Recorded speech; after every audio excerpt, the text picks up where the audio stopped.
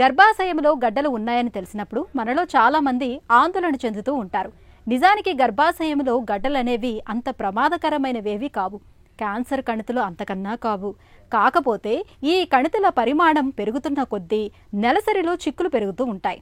అయితే గర్భసంచిలో ఫైబ్రాయిడ్స్ పరిమాణం తక్కువగా ఉన్నప్పుడు చాలా వరకు మందులతోనే వాటిని కరిగించేయచ్చు. లేదంటే యూట్రైన్ ఎంబోలైజేషన్ అనే విధానంలో వాటికి రక్త ప్రసారం అందకుండా చేసి వాటంతట అవే రాలిపోయేలా చేయొచ్చు. పరిమాణము మరీ పెద్దగా ఉన్నప్పుడు లాప్రోస్కోపీ లేదా ఓపెన్ సర్జరీ చేయటం ద్వారా వాటిని చాలా తేలికగానే తొలగించవచ్చు. గర్భసంచిలో కణితులకు ఆధునిక చికిత్సల గురించి ఇప్పుడు తెలుసుకుందాం.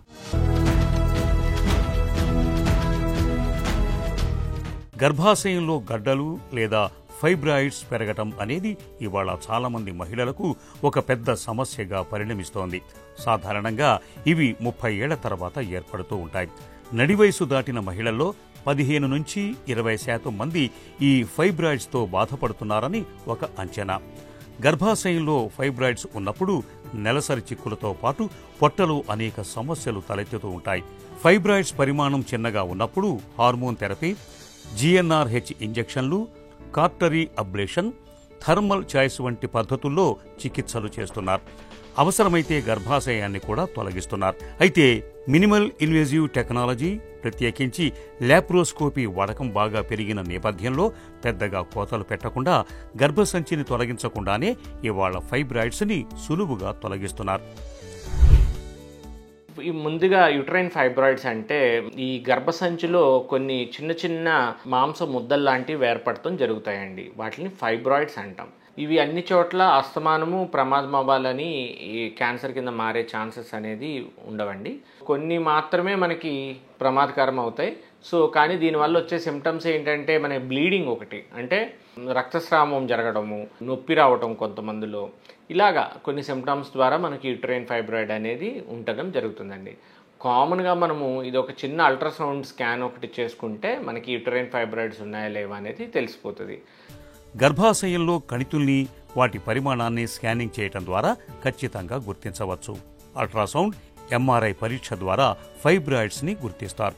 అవసరం అనుకుంటే ఎండోమెట్రియల్ బయాప్సీ, హిస్టరోస్కోపీ, హిస్టరోసాల్ఫింజియోగ్రఫీ, లాప్రోస్కోపీ వంటి పరీక్షలు చేయటం ద్వారా ఫైబ్రాయిడ్స్ పరిమాణాన్ని, వాటి ఆకారాన్ని చాలా వరకు ఖచ్చితంగా నిర్ధారించుకోవచ్చు. కణితుల పరిమాణం చాలా చిన్నగా, అంటే మిల్లీమీటర్ల పరిమాణంలో ఉన్నప్పుడు మందుల సాయంతో వాటిని చాలా తేలికగా కరిగించవచ్చు.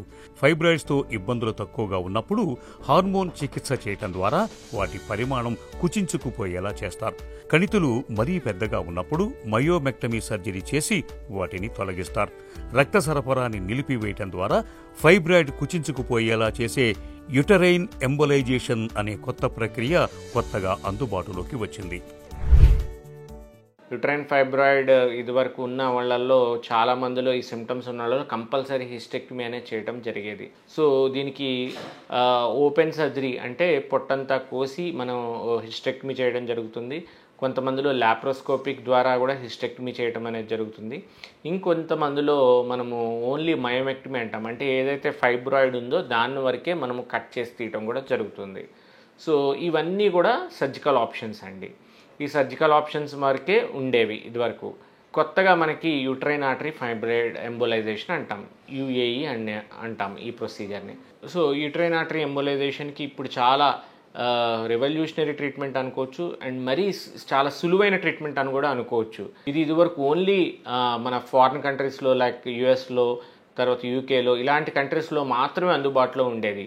ఈ టెక్నాలజీ ఇప్పుడు మనకి మన హైదరాబాద్లో చిరంజీవి హాస్పిటల్లో కూడా అందుబాటులో ఉంచాం. దీనివల్ల ఏంటంటే మనము ఏమి కోత కుట్టు ఏమి లేకుండా, మేజర్ సర్జరీ అనేది ఏమి చేయకుండా, మనము యూట్రస్ని మెయిన్గా తీసేయకుండా చిన్న ప్రొసీజర్, త్వరగా కోలుకునే ప్రొసీజరే యూట్రైన్ ఆర్టరీ ఎంబోలైజేషన్. మొక్క ఏపుగా పెరగాలంటే దాని వేర్ల నుంచి నీరు చక్కగా సరఫరా అవుతూ ఉండాలి. వేర్ల నుంచి నీటి సరఫరా ఆగిపోతే మొక్క క్రమంగా వాడిపోయి చివరికి ఎండిపోతుంది. ఎంబోలైజేషన్ ప్రక్రియ కూడా అచ్చంగా ఇలాగే ఉంటుంది. ఎంబోలైజేషన్ విధానంలో గర్భాశయంలోని కణితులకు ప్రాణాధారమైన రక్తాన్ని అందకుండా చేస్తారు. కణితులకు రక్తాన్ని సరఫరా చేసే రక్తనాళాలను గుర్తించి వాటి గుండా రక్తం సరఫరా కాకుండా ఆపేస్తారు. దీంతో కణితికి రక్తం అందకుండా పోతుంది. దీంతో ఫైబ్రాయిడ్ కణితి క్రమంగా ఎండిపోయి చివరకు రాలిపోతుంది. ఎంబోలైజేషన్ ప్రక్రియను గర్భసంచి తొలగించడానికి ప్రత్యామ్నాయంగా చెప్పుకోవచ్చు. ఈ విధానం పెళ్లి కాని అమ్మాయిలకు బాగా ఉపయుక్తంగా ఉంటుందని చెబుతారు నిపుణులు.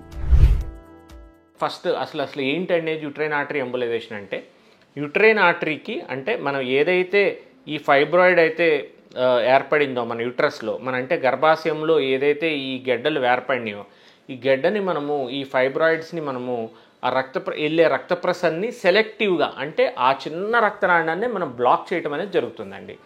ఎలా బ్లాక్ చేస్తాము? కొన్ని ప్రత్యేకమైన పదార్థాలు ఉంటాయి, లైక్ గ్లూ కానీ లేకపోతే పీవీఏ పార్టికల్స్ అని. ఈ పార్టికల్స్ వేసి మనము ఆ సెలెక్టివ్గా ఆ రక్తనాళాన్ని మాత్రమే బ్లాక్ చేస్తాం. సో ఆబ్వియస్గా రక్త ప్రసరణ ఆగిపోతే ఏమవుతుంది? సేమ్ మనకి బాడీలో ఎక్కడైనా రక్త ప్రసరణ ఆగిపోతే అది కుచించుకుపోవడం జరుగుతుంది. అలాగే ఈ ఫైబ్రాయిడ్ అనేది కూడా వెంటనే మాయమైపోవడం జరుగుతుంది. దానివల్ల వచ్చే బ్లీడింగ్ అనేది కూడా తగ్గిపోతుంది, దాని సైజ్ తగ్గిపోవడం జరుగుతుంది, దానివల్ల వచ్చే కంప్రెషన్ సింటమ్స్ తగ్గిపోతాయి. సో ఇలాంటివి అన్నీ తగ్గిపోయి మళ్ళీ మన యూట్రస్ నార్మల్గానే ఉంటుంది. సో దీనివల్ల మనము మేజర్గా ఏమీ సర్జరీ లేకుండా ఒక చిన్న ప్రొసీజర్, ఒక చిన్న సూదితోనే చేసుకునే ఒక ప్రొసీజర్ ద్వారా మనము యూట్రైన్ ఆర్టరీ ఎంబోలైజేషన్ అనేది చేసుకోవచ్చు. ఎంబోలైజేషన్ పద్ధతిలో చాలా వరకు రిజల్ట్స్ చాలా బాగున్నాయండి. మేము ఫాలోఅప్ ఎంఆర్ఐ స్కాన్స్ కూడా చేస్తున్నాము. సో అలాంటి వాళ్ళల్లో చాలా బెటర్గానే ఉంటుంది. కొంతమందిలో ఏంటంటే ఒక్కొక్కసారి వేరే ఫైబ్రాయిడ్ కూడా మళ్ళీ పెద్దదవటం అలా జరుగుతూ ఉంటుంది హార్మోన్ల ఇన్ఫ్లుయెన్స్తో. అలాంటి వాళ్ళల్లో మళ్ళీ దానికి కూడా ఎంబోలైజేషన్ చేసుకుంటాం అనేది జరుగుతుంది.